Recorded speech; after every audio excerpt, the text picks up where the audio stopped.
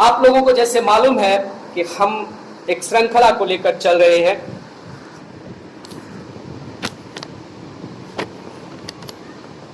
प्रार्थना की सामर्थ्य,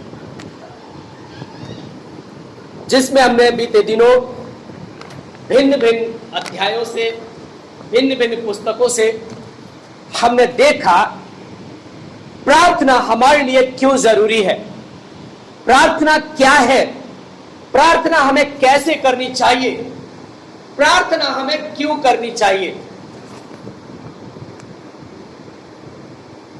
आज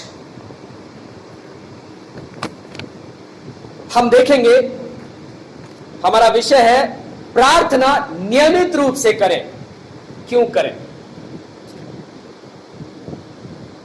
हम में से बहुत से लोग प्रार्थना करते हैं, चर्च में या व्यक्तिगत रूप में उनकी कोई जरूरत होती है, कोई समस्या होती है, वो प्रार्थना करते हैं। एक दिन, 2 दिन, 4 दिन, सप्ताह भर, महीने भर, और जब उनकी प्रार्थनाओं का उत्तर उन्हें नहीं मिलता है, अधिकतर लोगों के साथ यह होता है, वो ऊब जाते हैं या यूं सोचने लगते हैं परमेश्वर हमारी प्रार्थना का उत्तर नहीं देगा, और मायूस हो जाते हैं, उस प्रार्थना को छोड़ देते हैं। बहुत से नए लोग जो कलीसियाओं में आते हैं, पास्टर से प्रार्थना करवाते हैं, अगर उनकी आवश्यकता पूरी नहीं होती है, जिस विषय के लिए वो प्रार्थना करा रहे थे वो मनोरथ पूरा नहीं होता है, वो कहते हैं चलो यहां से, यहां कुछ नहीं है, ये सब बकवास करते हैं, चलो हम दूसरी जगह चलते हैं। और वो किसी और चर्च में जाएंगे, या किसी जादू टोने वाले के पास जाएंगे, या किसी झाड़ फूक वाले के पास जाएंगे, या किसी ओझा के पास जाएंगे। क्यों? क्योंकि उनके अंदर धैर्य नहीं है। आजकल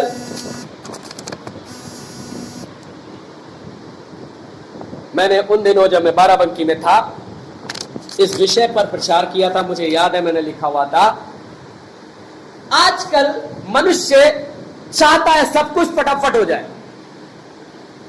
मेरे पास्टर ने ये चीज एक बार कही थी, और उस विषय को मैंने ले लिया था। आजकल जो युग है वो क्या है? इंस्टेंट युग है, फटाफट वाला। होटलों में सब कुछ फटाफट वाला मिलता है खाने के लिए, instant coffee, instant food, 2 minute में क्या बनता है, अधिकतर लोगों को मालूम है। मैगी 2 मिनट में फटाफट तैयार हो जाती है। लोगों का ये एटीट्यूड हो गया है, लोगों की ये आदत हो गई है, उन्हें सब कुछ फटाफट चाहिए। लेकिन मेरे प्रियो, परमेश्वर के वचन में ऐसा नहीं है। आइए हम वचन को लें। लूका रचित सुसमाचार 18 अध्याय 1 से हम 8 पद तक पढ़ेंगे। ऑनलाइन भी लोग हैं, इसलिए मैं पढ़ूंगा इसको। यीशु ने अपने चेलों को नित्य प्रार्थना करना और हिम्मत ना हारना यह सिखाने के लिए उनसे यह दृष्टांत कहा। किसी नगर में एक न्यायाधीश रहता था। वह न परमेश्वर से डरता और न किसी मनुष्य की परवाह करता था। उसी नगर में एक विधवा रहती थी। वह बार बार उसके पास आकर कहा करती थी, मेरा न्याय करो और मुझे मुद्दई से बचाओ। उसने बहुत समय तक उसकी बात को न माना, परंतु अंत में उसने मन में विचार किया और कहा, यद्यपि मैं परमेश्वर से न डरता हूं और न ही मनुष्यों की कुछ परवाह करता हूं, फिर भी वह विधवा मुझे सताती रहती है। इसलिए मैं इसका न्याय करूंगा, ऐसा ना हो कि यह बार बार आकर मेरी नाक में दम कर दे। प्रभु ने कहा, सुनो यह अधर्मी न्यायाधीश क्या कहता है। क्या परमेश्वर अपने चुने हुओं का न्याय नहीं करेगा, जो रात दिन उसकी दोहाई देते रहते हैं? क्या वह उनके विषय में देर करेगा? मैं तुमसे कहता हूं कि वह तुरंत उनका न्याय करेगा। फिर भी मनुष्य का पुत्र जब आएगा, तब क्या वह पृथ्वी पर विश्वास पाएगा?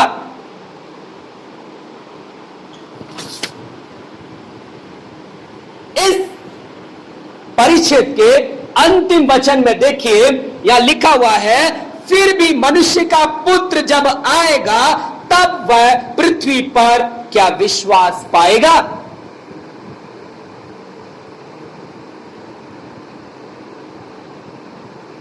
मेरे प्रियो, क्या आपके अंदर धैर्य है? यीशु मसीह चाहता है क्या? जब मनुष्य का पुत्र आएगा, मनुष्य का पुत्र कौन है? यीशु मसीह। जब मनुष्य का पुत्र आएगा, तब क्या वह पृथ्वी पर विश्वास पाएगा? क्या आपके अंदर विश्वास की पराकाष्ठा है? क्या आपके अंदर भरोसा है? हम बहुत जल्दी चाहते हैं कि मेरी प्रार्थना का उत्तर मिल जाए, लेकिन हमारे अंदर वो धीरज होना चाहिए, वो विश्वास होना चाहिए, वो भरोसा होना चाहिए।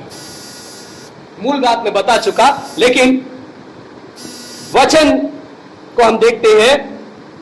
अगर हमारे अंदर यह चीज नहीं है, तो हम भूल जाएं कि हमें हमारी प्रार्थनाओं का उत्तर मिलेगा। क्यों?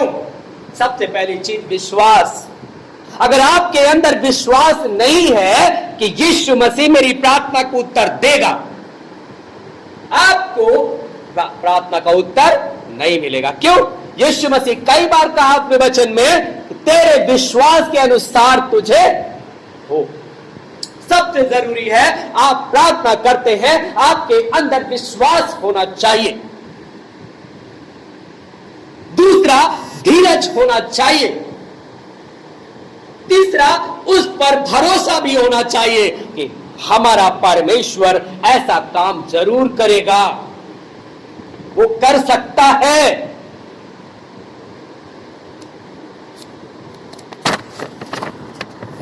सो हमने यहां देखा यीशु मसीह या क्या कह रहा है और क्यों कह रहा है और किससे कह रहा है। यीशु ने अपने चेलों को नित्य प्रार्थना करना और हिम्मत न हारना यह सिखाने के लिए उनसे यह दृष्टांत कहा। यीशु ने किससे कहा? किससे कहा? अपने चेलों से कहा। और क्यों कहा? यह सिखाने के लिए कि वो प्रार्थना करना सीखे और हिम्मत ना हारना सीखे। चाहे जैसी भी परिस्थिति हो, चाहे आपके जीवन में कोई भी समस्या हो, आप नित्य नियमित रूप से प्रार्थना करते रहें। आमीन। हम हिम्मत हार जाते हैं। यीशु मसीह यही सिखा रहा है, हिम्मत नहीं हारना मेरे बच्चों, मेरे चेलों, तुमको हिम्मत नहीं हारनी है, तुमको हिम्मत बनाए रखना है, धीरज बनाए रखना है, धीरज बनाए रखना, विश्वास बनाए रखना है। तुम्हारी प्रार्थना का उत्तर मिलेगा। कैसे मिलेगा? उसने एक दृष्टांत कहा जो अभी हमने पढ़ा। किसी नगर में एक न्यायाधीश रहता था। वो न्यायाधीश कैसा था? बड़ा ही धूर्त था। इसमें तो थोड़ा सा लिखा है कि परमेश्वर से वह न तो परमेश्वर से डरता था और न किसी मनुष्य की परवाह करता था। अर्थात वो दुनियावी व्यक्ति था, घूस लेकर न्याय बिगाड़ने वाला व्यक्ति था, क्योंकि न्यायाधीश था। वो जो उसको घूस देते थे उनका फेवर करने वाला व्यक्ति था, क्योंकि परमेश्वर से नहीं डरता था। वो सच्चा न्यायी नहीं था। जहां उसको लाभ मिलता था उन्हीं का फेवर करता था। इसका मतलब निचले और दबे लोगों का न्याय नहीं करता था, क्योंकि उनसे कुछ नहीं मिलने वाला था। लिखा है ना कि न तो वो परमेश्वर से डरता था और न ही मनुष्यों का कोई परवाह करता था, चाहे वो कितने भी गरीब हो, निचले तबके के हो। अरे क्या कर सकते हैं, चाहे कोई कितना बड़ा अमीर क्यों ना हो, अगर उसने उसको रिश्वत नहीं दिया है तो उनका न्याय नहीं करता होगा, क्योंकि वो मनुष्यों की परवाह नहीं करता था। और न्यायाधीश मैं बताऊं, उन दिनों में जो न्यायाधीश होते थे वो राजे होते थे, और राजे किसी की परवाह नहीं करते हैं। इतना ये धूर्त व्यक्ति था।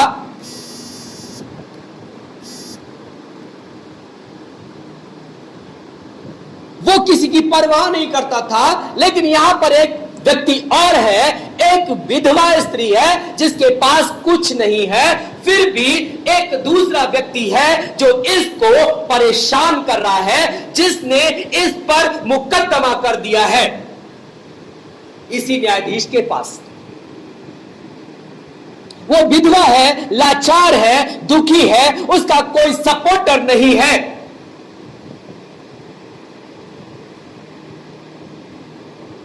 ऐसे में ये विधवा स्त्री परेशान होकर वो उसके न्यायाधीश के पास आती है, और एक बार नहीं आती है, 2 बार नहीं आती है, वो बार बार आती है। क्या लिखा हुआ यहां पर, उसी नगर में एक विधवा स्त्री रहती थी, वह बार बार उसके पास आकर कहा करती थी कि मेरा न्याय कर, मुझे उस मुद्दई से बचा। हे न्यायाधीश, मैंने कुछ नहीं किया है, उसने मुझ पर झूठा दोषारोपण किया है, उसने मुझ पर झूठा मुकदमा किया है, तू मेरा न्याय कर, और जिसने मुझ पर मुकदमा किया है उससे मुझको बचा। मैं बेकसूर हूं। वो उसकी नहीं सुनता था, वो परवाह नहीं करता था, उसको बार बार टाल देता था। लेकिन ये विधवा स्त्री जो है बार बार उसके पास जाती रहती थी। आमीन। क्या आप अपने न्यायी के पास, अपने न्यायाधीश के पास बार बार इस विधवा स्त्री की तरह जाते हैं? भले आपकी प्रार्थना को उत्तर नहीं मिलता है, लेकिन क्या आप बार बार परमेश्वर के पास आते हैं? जब वो बार बार वो स्त्री इस न्यायाधीश के पास जाती थी, 1 वर्ष बीता, 2 वर्ष बीता, 10 वर्ष बीता, वो लगातार जाती रही और रोज बरोज जाती रही। जब रोज बरोज उसके पास जाती रही, वो भी तंग आ गया उससे। उसके कोर्ट में, उसके दरबार में बहुत से लोग होंगे। वो अपने आप को शेम करने लगा, वो परेशान हो गया, बोला लोग मेरे बारे में क्या सोचते होंगे, ये विधवा स्त्री है, लाचार है, ये तो मेरी नाक में दम कर दिया है, ये तो मेरे पास रोज बरोज चली आती है, मुझे परेशान कर दिया है इसने। ऐसा करो, मैं इसका टंटा ही खत्म कर देता हूं। अगर मैं इसका न्याय चुका दूंगा तो ये मेरा पीछा छोड़ देगी, मुझे परेशान करना छोड़ देगी। वो तंग आ गया और उस विधवा स्त्री का उसने न्याय कर दिया। हालेलुया। मेरे प्रियो, क्या हम उस विधवा स्त्री की तरह परमेश्वर की नाक में दम करते हैं? सोचने वाली बात है। आपकी प्रार्थना को उत्तर मिल रहा है या नहीं मिल रहा है, इसकी परवाह मत कीजिए। आप लगातार प्रार्थना करते रहिए, आप परमेश्वर की नाक में दम कर दीजिए। कभी ना कभी परमेश्वर आपकी प्रार्थना का उत्तर अवश्य देगा। आमीन।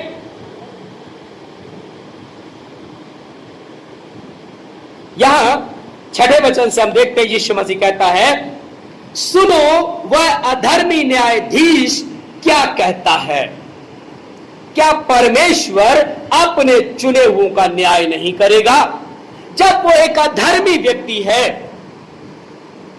जो किसी की परवाह नहीं करता, ना ही परमेश्वर की ना ही मनुष्यों की, जब उसने उस विधवा स्त्री का न्याय चुका दिया, जब उसका न्याय कर दिया, परमेश्वर क्या अधर्मी है? परमेश्वर क्या अन्यायी है? तो वो परमेश्वर जिससे आप प्रार्थना रख रहे हैं, जिसके सामने, वो आपकी प्रार्थना का उत्तर क्यों कर ना देगा? आमीन। मेरे प्रियो, जरूरत है तो ये कि हम प्रार्थना करते करते परमेश्वर की नाक में दम कर दें। आमीन, हालेलुया। हमारे साथ यही होता है कि हम प्रार्थना करना छोड़ देते हैं। मेरे पास्टर कहते थे, प्रार्थना में वो सामर्थ्य है कि परमेश्वर के हाथ को भी घुमा देती है। हालेलुया। जब हम परमेश्वर के वचन को प्रचार करते हैं, वो बातें सिचुएशन पर याद आती है। हालेलुया। मैं परमेश्वर का धन्यवाद करता हूं मेरे अच्छे पास्टर के लिए, जिन्होंने मुझे बहुत कुछ सिखाया। हालेलुया। परमेश्वर यीशु मसीह यहां कह रहे हैं, क्या परमेश्वर अपने चुने हुओं का न्याय नहीं करेगा, जो रात दिन उसकी दुहाई देते रहते हैं? क्या वह उनके विषय में देर करेगा? मैं तुमसे कहता हूं, वह तुरंत उनका न्याय करेगा। हम तो जीवते परमेश्वर के बच्चे हैं। हालेलुया। वो हमारा पिता है, हम राजवंश हैं, हम चुने हुए याजकों का समाज है, हम राजपथधारी लोग हैं। हमारे पास इतनी एबिलिटी है।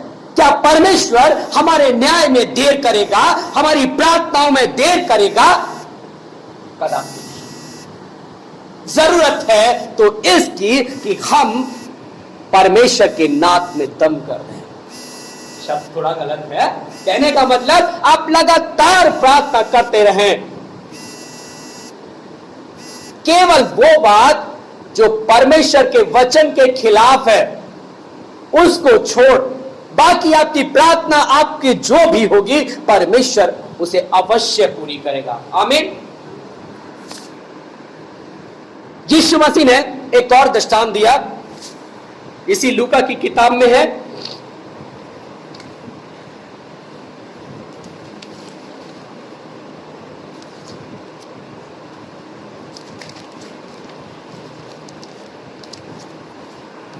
ग्यारह अध्याय 5 से 9 पद तक है। तब यीशु ने उनसे कहा, तुम में ऐसा कौन व्यक्ति है जिसका एक मित्र हो और वह आधी रात को उसके पास आकर उससे कहे, हे मित्र, मुझे 3 रोटियां दो, क्योंकि एक यात्री मित्र मेरे पास आया है और उसके आगे परोसने के लिए मेरे पास कुछ नहीं है। वह भीतर से उत्तर दे, मुझे दुख न दे, अब तो द्वार बंद है और मेरे बच्चे मेरे साथ बिछौने पर हैं, इसलिए मैं उठकर तुझे दे नहीं सकता। मैं तुझसे कहता हूं, यदि उसका मित्र होने पर भी उसे उठकर ना दे, तो भी उसके लज्जा छोड़कर मांगने के कारण उसे जितनी रोटियों की आवश्यकता है वह उतनी रोटियां उठाकर उसे दे देगा। वो अपना कारण सही बता रहा है। रात हो गई है, मैं सो रहा हूं, मैं नींद में हूं, मेरे बच्चे सो रहे हैं, मैं तुझे उठकर दे नहीं सकता, द्वार बंद हो गए हैं। लेकिन ये मित्र जिसके पास कुछ नहीं है, उस मित्र को देने के लिए जो आधी रात में उसके पास चला आया है, वो अपनी लज्जा को त्याग दे रहा है, वो अपने अहम को छोड़ दे रहा है और लगातार उससे मांग रहा है। मेरे प्रियो, क्या वो मित्र उसको वो रोटी ना देगा? यीशु मसीह कह रहा है कि वो उसकी आवश्यकता के अनुसार उठकर उसे रोटी देगा, ताकि ये दरवाजा खटखटाना बंद कर दे, मुझे चैन से सो जाने दे। क्योंकि वो समझ गया है कि जब तक मैं इसको रोटी नहीं दे दूंगा, ये मेरा दरवाजा खटखटाता रहेगा, और जब दरवाजा खटखटाता रहेगा मेरी आवाज में वो आवाज पड़ती रहेगी कान में, और मैं सो नहीं पाऊंगा। तो इससे तो बेहतर है कि मैं इसको रोटी दूं और इसको यहां से चलता कर दूं और मैं चैन से सो सकूं। हालेलुया। मेरे प्रियो, क्या हम अपनी प्रार्थनाओं को इसी तरह रखते हैं परमेश्वर के सम्मुख कि परमेश्वर मजबूर होकर हमारी प्रार्थनाओं का उत्तर दे दे? क्या हम इतनी शिद्दत से प्रार्थना करते हैं? अगर हम इतनी शिद्दत से प्रार्थना करेंगे तो परमेश्वर हमारी प्रार्थना का उत्तर अवश्य देगा। आमीन। आइए एक और उदाहरण में देखूं, दानियल की किताब 10 अध्याय और 1 से 14 पद।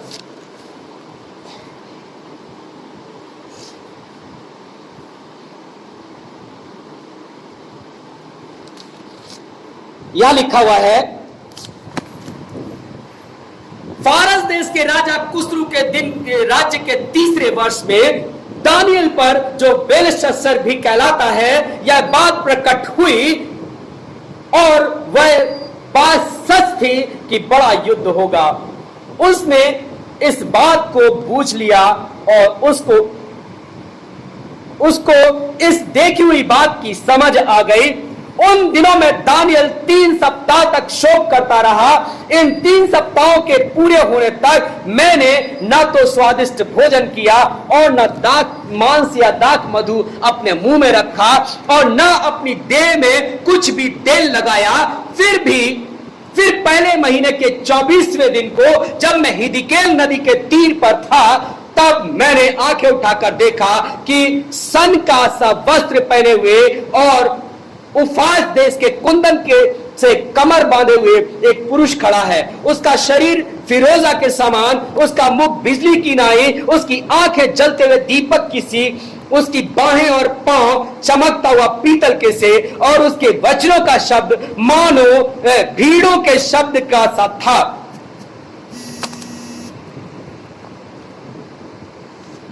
उसको केवल मुझ दानियल ही ने देखा और मेरे संगी मनुष्यों को उसका कुछ भी दर्शन ना हुआ, परंतु वे बहुत ही थरथराने लगे और छिपने के लिए भाग गए। तब मैं अकेला रह गया, यह अद्भुत दर्शन देखता रहा। इससे मेरा बल जाता रहा और मैं भयातुर हो गया और मुझे कुछ भी बल न रहा।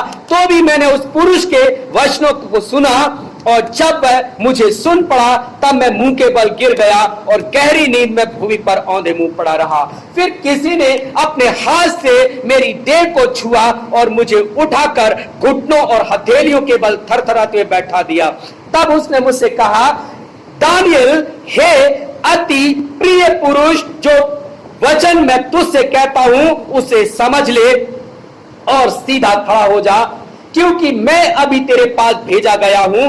जब उसने मुझसे यह वचन कहा, तब मैं खड़ा तो हो गया, परंतु थरथराता रहा। फिर उसने मुझसे कहा, हे दानियल, मत डर, क्योंकि पहले ही दिन को जब तूने समझने बूझने के लिए मन लगाया और अपने परमेश्वर के सामने अपने को दीन किया, उसी दिन तेरे वचन सुने गए और मैं तेरे वचनों के कारण आ गया हूं। फारस के राज्य का प्रधान 21 दिन तक मेरा सामना करता रहा, परंतु मिकाएल, जो मुख्य प्रधानों में से एक है, वह मेरी सहायता के लिए आया। इसलिए मैं फारस के राजाओं के पास जा रहा और अब मैं तुझे समझाने आया हूं कि अंत के दिनों में तेरे लोगों की क्या दशा होगी। फिर हम देखते हैं 20वें पद से, तब उसने कहा, क्या तू जानता है कि मैं किस कारण तेरे पास आया हूं? अब मैं फारस के प्रधान से लड़ने को लौटूंगा और जब मैं निकलूंगा तब यूनान का प्रधान आएगा। यहां पर मेरे प्रियो दानियल के बारे में लिखा हुआ है। मैं शॉर्ट में जाऊंगा क्योंकि ज्यादा पढ़ूंगा टाइम हो जाएगा। दानियल जो परमेश्वर का व्यक्ति था, परमेश्वर का दास था, जो अपनी मृत्यु तक के लिए नहीं डरा जब उसके लिए षड्यंत्र किया गया कि जो राजा को छोड़कर किसी और की आराधना करेगा उसे सिंहों की मांद में डाल दिया जाएगा, और उसको मांद में डाला भी गया, लेकिन परमेश्वर ने अद्भुत रीति से उसे बचा लिया। वो दानियल जब प्रार्थना करने को हिदकेल नदी के किनारे पर था, 21 दिन तक वहीं पर वो रुक कर प्रार्थना करता रहा दिन रात। उस दिनों में लिखा है उसने कुछ भी नहीं खाया पिया, अर्थात पूरी तरह से वो 21 दिन तक उपवास करता रहा, निराहार रहा। हालेलुया। इतना होने के बाद भी उसने प्रार्थना करना नहीं छोड़ा। 21 दिन के बाद 24 दिन, मतलब 21 दिन के बाद 3 दिन और गुजरे। 24वें दिन को यह स्वर्गदूत, जिब्राइल स्वर्गदूत उसके पास आया और उससे बातें करने लगा। जो कोई भी सिचुएशन है उसमें वो डर गया, थरथराने लगा, गिर गया, बेहोश हो गया। स्वर्गदूत ने उसको उठा के खड़ा किया और कहा, मेरी सुन, हे परमेश्वर के प्रिय दास, जिस दिन तूने प्रार्थना करने के लिए मन ही बनाया था। देखिए, परमेश्वर अपने लोगों की प्रार्थना का उत्तर उसी दिन दे देता है। हालेलुया। अगर आपका रिश्ता आपके परमेश्वर से सही है तो आपके दिल में जैसे ही प्रार्थना करने का ख्याल आएगा, जैसे ही आपकी जरूरत सामने है और आपने प्रार्थना करने को अपना मन बनाया, परमेश्वर आपकी प्रार्थना का उत्तर उसी दिन रिलीज कर देता है। Hallelujah, hallelujah, hallelujah. लेकिन आपकी प्रार्थना में रुकावट पड़ रही है, आपको आपकी प्रार्थना का उत्तर नहीं मिल रहा है। हो सकता है आपकी प्रार्थनाएं रोकी जा रही हैं। हालेलुया। और आपकी प्रार्थनाएं रोकी जा रही है, परमेश्वर वहां उत्तर भेज दिया है। परमेश्वर के स्वर्गदूत शैतान के स्वर्गदूतों से युद्ध कर रहे हैं और ऐसे में आपने अपनी प्रार्थना को रोक दिया। क्या होगा? आपकी प्रार्थना से आपके उन स्वर्गदूतों को बल मिलता है। हालेलुया। आपकी वो निरंतर करती हुई प्रार्थना उन स्वर्गदूतों को जो आपका प्रार्थना का उत्तर लेकर आ रहे हैं, उनको बल मिलता है शैतान से लड़ने का। हालेलुया। क्या आप चाहते हैं आपका स्वर्गदूत जो उत्तर लेकर आ रहा है वो हार जाए?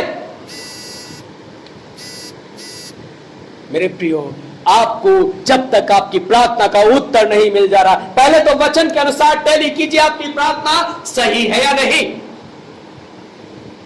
क्योंकि परमेश्वर का वचन एक जगह कहता है, तुम मांगते तो हो पर तुमको मिलता नहीं, क्योंकि तुम भली इच्छा से नहीं मांगते। अगर आपकी इच्छा भली नहीं है तो प्रार्थना करना बंद कर दो, मत करो प्रार्थना। और आपकी इच्छा अगर भली है, आपको जरूरत है, परमेश्वर जिस दिन आप अपने अंदर इस इच्छा को शुरू करेंगे प्रार्थना करने के लिए, परमेश्वर आपकी प्रार्थना का उत्तर उसी दिन भेज देगा। आमीन। लेकिन आपको उस उत्तर को रिसीव करने तक रुकना है मेरे प्रिय। जब तक कि आपकी प्रार्थना का उत्तर आपको रिसीव नहीं हो जाता, आप निरंतर प्रार्थना करते रहें। हालेलुया। ये दानियल रुका नहीं, ये निरंतर प्रार्थना करता रहा। स्वर्गदूत कहता है कि जब मैं आ रहा था, रास्ते में फारस के ऊपर जो स्वर्गदूत है, जो शैतान के स्वर्गदूत है, जो गिराए हुए स्वर्गदूत है, जो शैतान की आत्मिक सेना है, उसने मुझे रोक लिया और मैं उनसे युद्ध करता रहा। जब मैं उनसे युद्ध कर रहा था, उन्होंने मुझे बांध लिया।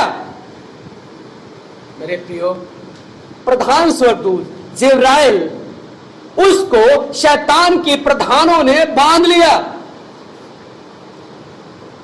तब परमेश्वर का जो तीसरा प्रधान स्वर्गदूत है मिखाइल, वो उसके पास आया उससे लड़ने के लिए, उस सेना से लड़ने के लिए। और जब वो लड़ने लगा तब इसको मौका मिला और जिब्राइल स्वर्गदूत दानियल के पास आया उसकी प्रार्थना का उत्तर लेकर। मेरे प्रियो, आपकी निरंतर की हुई प्रार्थना से स्वर्गदूतों को जो हमारी प्रार्थना का उत्तर लाते हैं उनको बल मिलता है। आमीन। वो बाद में कह रहा है, अब मैं यहां से लौटूंगा और फिर से फारस के उस प्रधान से लड़ूंगा। क्यों? क्योंकि वहां पर मिखाइल को छोड़कर आया है। कहीं ऐसा तो नहीं कि मिखाइल को उसने मान लिया हो। इसलिए अब जाकर हम दोनों लड़ेंगे और उस सेना को हराएंगे, उसके बाद हम परमेश्वर के पास जाएंगे। हालेलुया। आपकी प्रार्थना स्वर्ग को हिला सकती है। हालेलुया। लेकिन क्या आप विश्वास के साथ, धीरज के साथ हिम्मत के साथ निरंतर अपनी प्रार्थना को करते रहे। हमें हमारी प्रार्थनाओं का उत्तर जब तक नहीं मिल जाता है, हम निरंतर प्रार्थना करते रहे मेरे प्रियो, ताकि हमारी प्रार्थनाओं का उत्तर हमें मिले। आज नहीं, कल नहीं, परसों नहीं, कभी ना कभी तो मेरा परमेश्वर मेरी प्रार्थना का उत्तर देगा। मेरे पास्टर साहब एक गवाही बताते थे। उन दिनों जब मेरे पास्टर सर्विस में थे, वो एग्रीकल्चर डिपार्टमेंट में ज्वाइंट डायरेक्टर थे, लेकिन वो ड्यूटी करने के बाद जब एक साल में जब 1 महीने की उनको छुट्टी मिलती थी, उस छुट्टी को वो परमेश्वर की सेवा के लिए अर्पित कर देते थे। और वो क्या करते थे, घर से निकल जाते थे आदिवासियों के पास। न पहाड़ में, उस तरफ में तमिलनाडु में जो पहाड़ हैं, उधर निकल जाते थे, आदिवासियों में अपनी सेवा करते थे। जो वो आदिवासी जो कपड़े नहीं पहनते थे, इस टाइप के आदिवासी थे, मतलब बिल्कुल जाहिल समझो। उन्होंने कभी ट्रेनें नहीं देखी थी, जब ट्रेनों को देखते थे तो वो डर के भाग जाते थे। इस टाइप के लोग, उन्हीं में से एक बूढ़ी स्त्री थी जो निरंतर प्रार्थना करती रहती थी।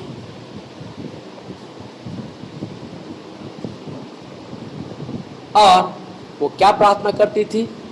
लोगों के उद्धार के लिए।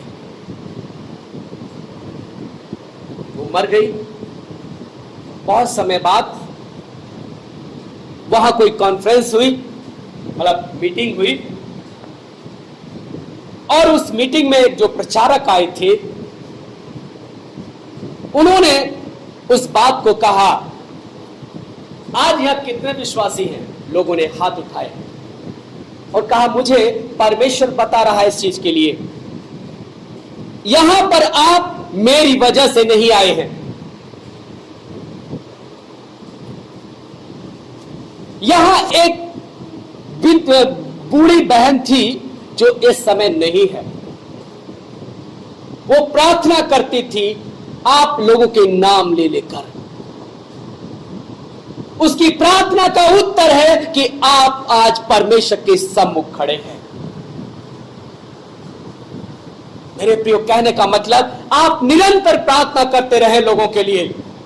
आपके जीवन में या आपके जीवन के बाद परमेश्वर अवश्य है कि आपकी प्रार्थना का उत्तर जरूर देगा। हालेलुया। क्योंकि हो नहीं सकता परमेश्वर आपकी प्रार्थना का उत्तर न दे, क्योंकि यहां लिखा हुआ है, जो हम लोगों ने पढ़ा, कि परमेश्वर के जो लोग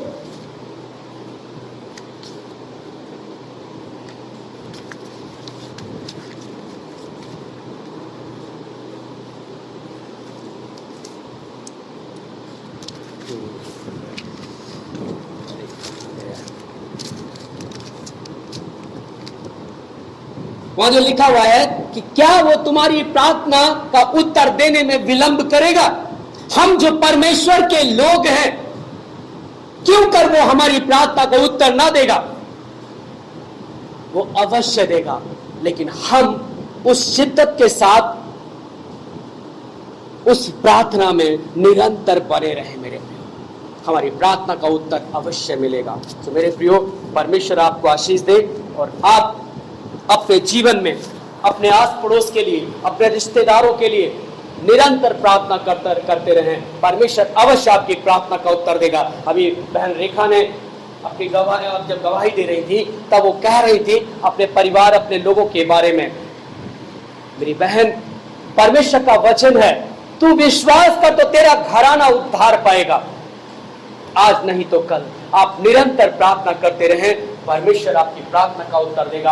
और एक दिन जो आपका बेटा है, जो आपके रिश्तेदार हैं, परमेश्वर अवश्य उन प्रार्थना को सुनेगा और उन बच्चों को, उन लोगों को आपके मतलब अपने राज्य में शामिल कर लेगा। प्रभु आप सबको आशीष दे। हालेलुया।